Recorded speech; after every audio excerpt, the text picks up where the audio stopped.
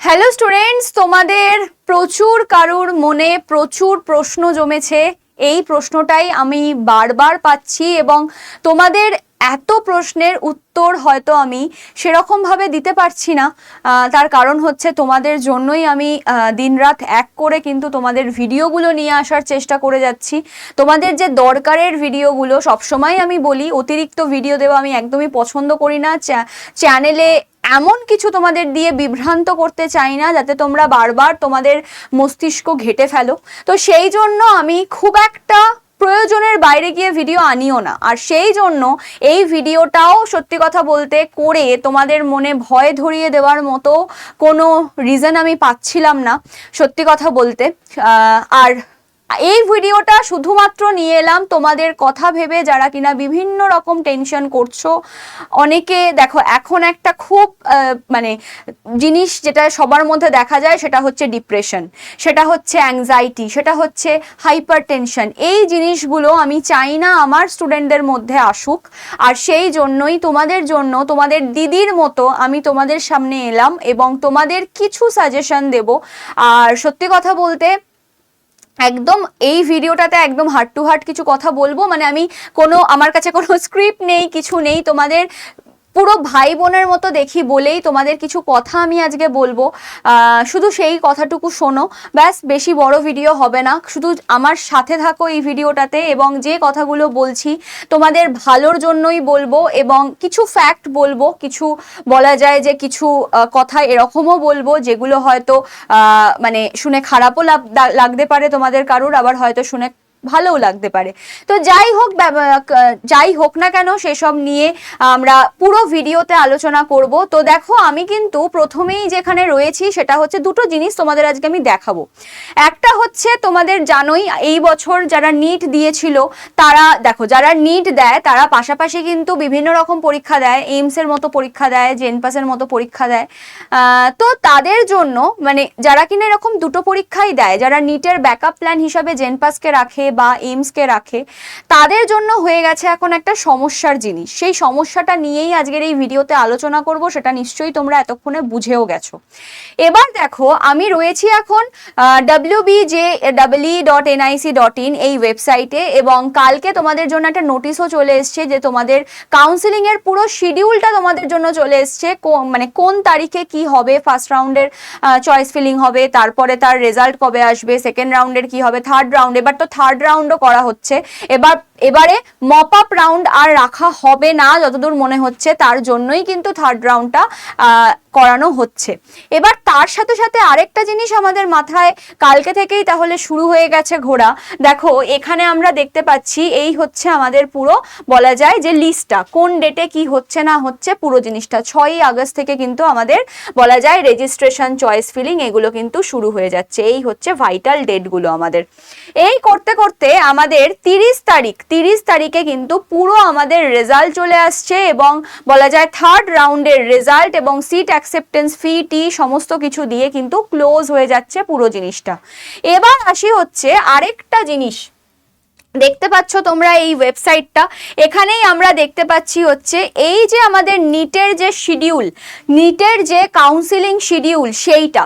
তো এখানে দেখো, যদি আমি এইটার মধ্যে যাই, এই শিডিউলটার মধ্যে, তাহলে ফার্স্ট রাউন্ড অফ কাউন্সিলিং যারা দেখো এই স্টেট থেকে বিলং করছে, জেনপাসটা তো এই স্টেটেরই এক্সাম, তো আমি এই স্টেটকে নিয়েই কথা বলবো। তো এই স্টেট থেকে যারা বিলং করছে তাদের জন্য স্টেট কাউন্সিলিং শুরুই হচ্ছে 13ই আগস্ট থেকে। এই দিনকে কি হবে, এই দিনকে তোমাদের যেটা হবে সেটা হচ্ছে ফার্স্ট রাউন্ড অফ কাউন্সিলিং হবে। বেসিক্যালি 13ই আগস্ট থেকে 22শে আগস্ট অবধি এটা চলবে এবং verification of joint candidate date by state DMEs এটা হচ্ছে 29শে আগস্ট। তার মানে বুঝে নাও, ফার্স্ট রাউন্ডের কাউন্সিলিং এর সমস্ত কিছু হতেই তোমার 29শে আগস্ট করে দিচ্ছে। সেই জায়গায় 30শে আগস্টে জেনপাসের সমস্ত কিছু শেষ। নেক্সট আমি যদি বলি লাস্ট ডেট অফ জয়েনিং 28শে আগস্ট, আমি যদি স্টেট কাউন্সিলিং এর কথা বলি।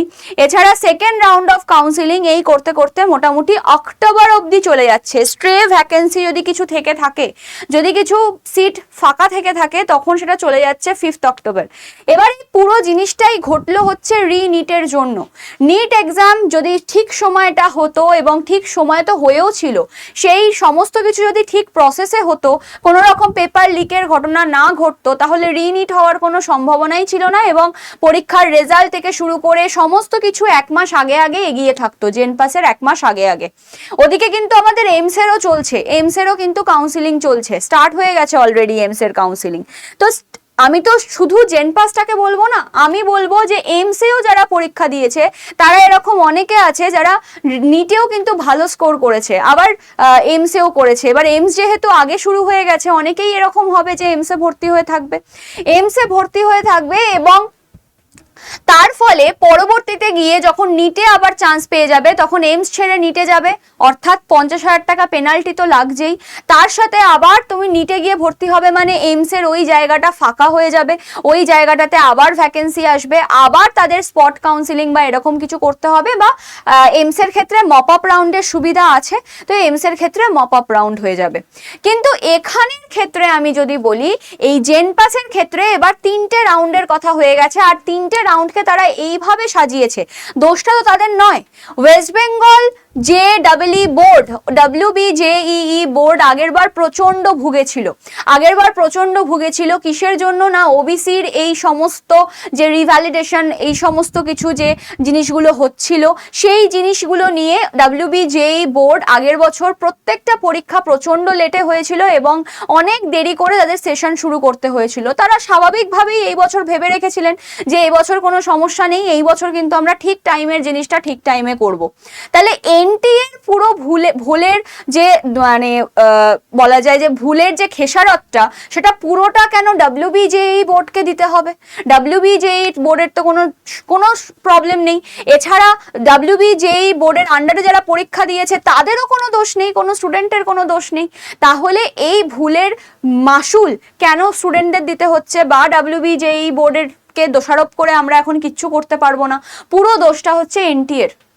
এবং নিটের যদি কাউন্সিলিং প্রসেস সমস্ত কিছু টাইমে হতো, তাহলে কিন্তু এতদিনে প্রসেস হয়তো হয়েও যেত, তারপরেই হয়তো জেনপাস বা সমস্ত কিছু শুরু হতো। তো এই হচ্ছে পুরো ব্যাপারটা। এবার তোমাদের মনে যে প্রশ্নগুলো আসছে, প্রচুর প্রশ্ন আসছে তোমাদের মনে, সেটা হচ্ছে ম্যাম আমরা তো এই র্যাঙ্কে ভেবেছিলাম একটা ভালো গভর্নমেন্ট কলেজ পেয়ে যাব, কিন্তু তারপরেও কি মানে বিভিন্ন প্রশ্নের উত্তর আমি দিচ্ছি। যেমন হচ্ছে প্রথম প্রশ্ন যে ম্যাম আমার এই যে র্যাঙ্ক, ধরো 500 কি 700 এরকম র্যাঙ্ক আছে, তাতে আমি ভেবেছিলাম কলকাতার একটা ভালো কলেজ, ধরে রাখো হতে পারে সেটা NRS বা SSKM বা হয়তো তোমার মেডিকেল কলেজ, এরকম একটা কলেজে আমার ভালো জায়গায় চান্স পেয়ে যাওয়ার কথা ছিল। কিন্তু আমার এখন যে অবস্থা লাগছে, মানে মনে হচ্ছে এরকম অনেকেই তো আছে যারা নিট পরীক্ষা দিয়েছে, জেনপাসটাকে ব্যাকআপ প্ল্যান হিসাবে রেখেছে, জেনপাসে কাউন্সিলিং আগে আগে হবে বলে নিটের অনেক স্টুডেন্টরাই তো জেনপাসে, মানে নিটেও হয়তো ভালো র্যাঙ্ক করেছে, জেনপাসে যেহেতু আগে হয়ে যাচ্ছে, হয়তো নিটে হবে কি হবে না এরকম একটা দোনামোনায় আছে, তারা তো এসে জেনপাসের এই জায়গাটাকে ফিল করে নেবে, এই সিটটাকে ফিল করে নেবে। তাহলে আমাদের তো তাহলে কলকাতার কলেজে আর পড়া হলো না, কলকাতার কলেজের বাইরে গিয়ে আমাদের হয়তো কোনো ডিস্ট্রিক্ট বেসড কলেজে ভর্তি হতে হবে।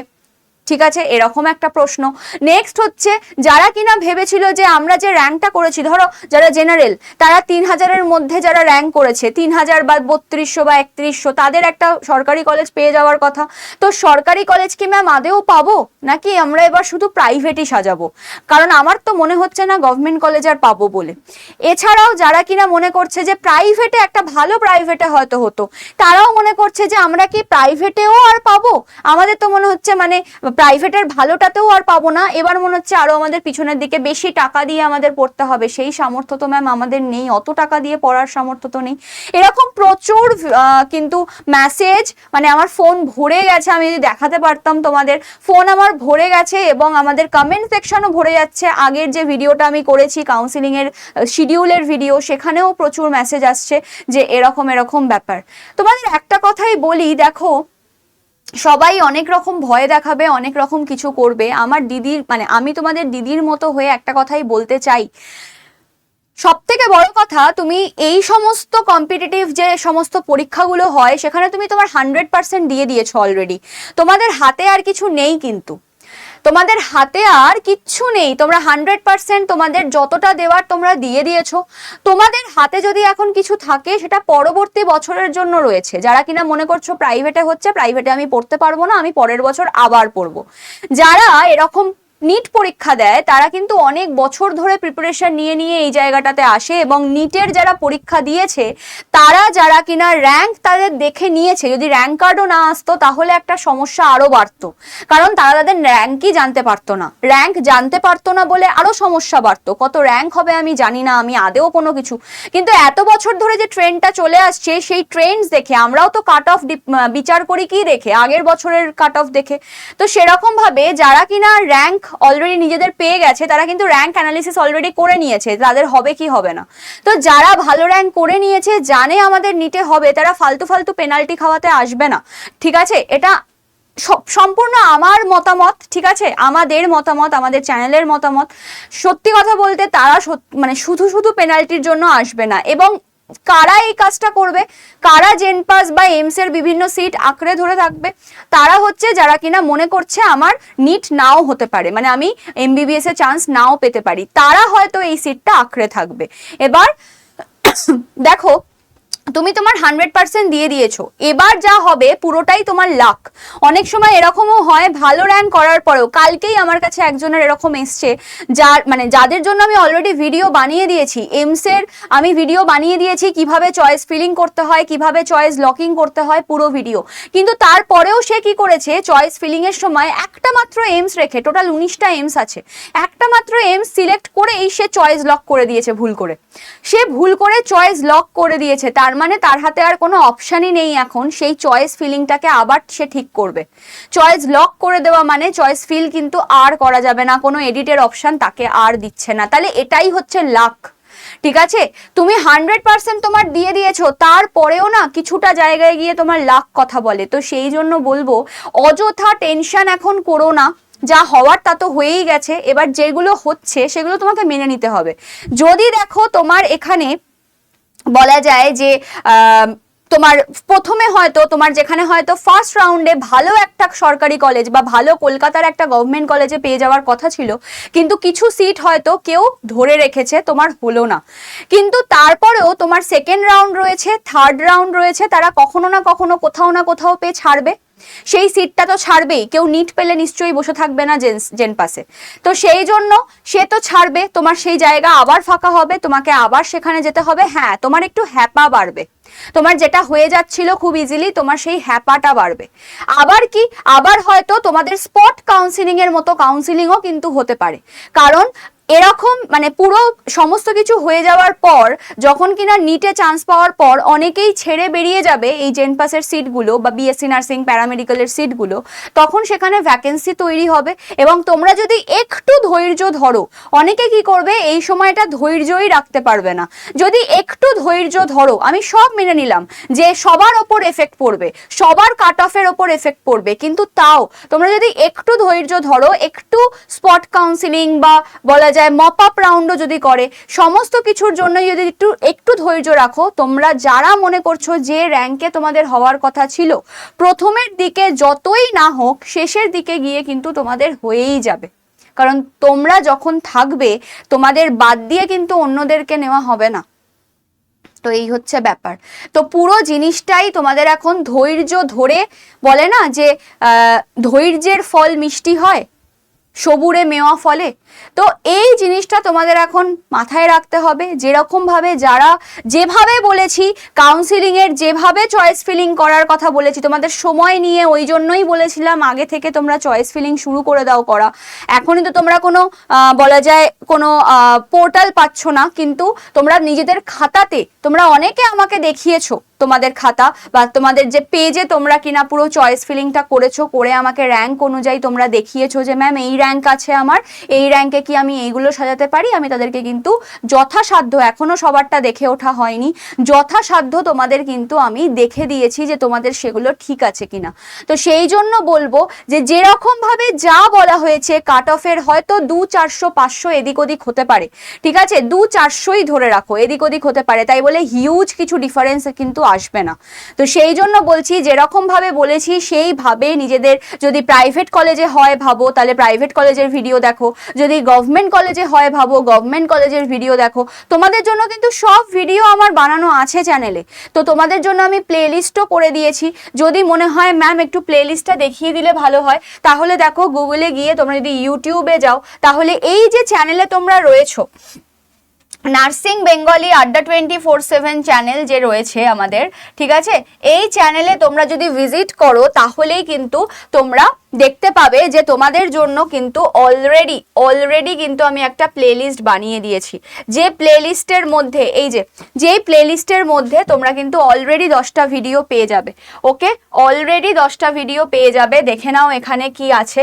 দেখো এখানে আমি লাস্ট একটা ভিডিও বানিয়েছি যেখানে তোমার ফি স্ট্রাকচার নিয়ে বানিয়েছি, হোস্টেল ফিজ এগুলো, কাউন্সিলিং এর শুরু হয়েছে, অফিসিয়াল নোটিশ কি এসছে, প্রাইভেট কলেজ, ঠিক আছে, প্রাইভেট কলেজের তোমাদের যে লিস্ট রয়েছে বিএসসি নার্সিং সেইটা, কোর্স আমি বিওটিটি, বিএমএলটি, বিপিটি, বিওটিটি, বিসিসিটি এগুলো নিয়ে বানিয়েছি, ঠিক আছে। তোমাদের আরেকটা কোয়ারি ছিল বিএমআরআইটি নিয়ে, ওটা দেখছি আমি কতদূর কি হতে পারে, ঠিক আছে। এছাড়া হচ্ছে তোমাদের বিএইচ এর বানিয়ে দিয়েছি, তোমাদেরই সমস্ত তোমাদেরই চাওয়া ভিডিও, মানে বলা যায় তোমাদের এই রিকোয়েস্টেড ভিডিও কিন্তু আমার এইখানে সব কিছু রয়েছে। তো যারা যারা এই প্লেলিস্টটা এখনো চেক করোনি ঝটপট এই প্লেলিস্টটা চেক করে নাও। কোন চ্যানেলে যাবে বারবারই বলে দিচ্ছি, এই যে নার্সিং বেঙ্গলি আড্ডা 24/7 চ্যানেলটা সার্চ করে নেবে, তাহলেই দেখতে পাবে। ওকে, তো এই হচ্ছে ব্যাপার পুরো জিনিসটা।